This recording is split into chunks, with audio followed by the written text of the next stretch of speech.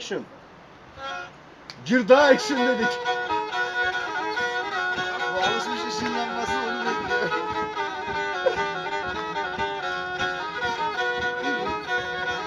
Muhammed, nakarata gir. Şıvetme ama.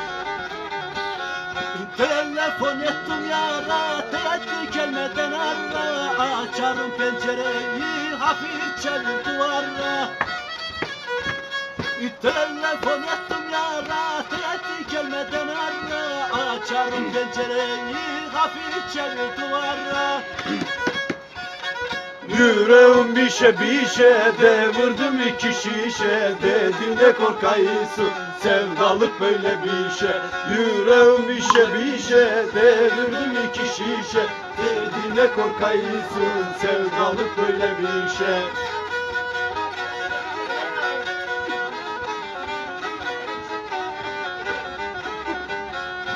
Alayım sana bir 70'lik rakı. Boğma rakı yapayım. Açtı bana kapıyı, dedi ki sar yaramı. Dedim yakalanırsak avlatırlar anamı. Dedi ki yaş kapıyı, dedim ki sar yaramı. Dedim yakalanırsak avlatırlar anamı. Yüreğim pişe devirdim iki şişe. Dedim ne korkaysın, sevdalık böyle bir şey. Yüreğim pişe devirdim iki şişe. Dedim ne korkaysın, sevdalık böyle bir şey.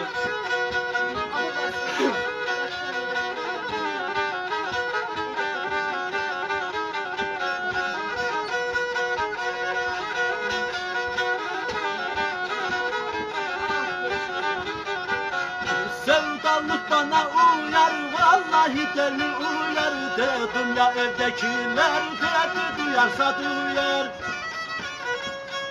Sevdalık bana uyar, vallahi deli uyar. Dedim ya evdekiler, dedi duyarsa duyar. Yüreğim pişe devirdim iki şişe. Dedin ne korkaysın, sevdalık böyle bir şey. Yüreğim pişe devirdim iki şişe. Dedin ne korkaysın, sevdalık böyle bir şey.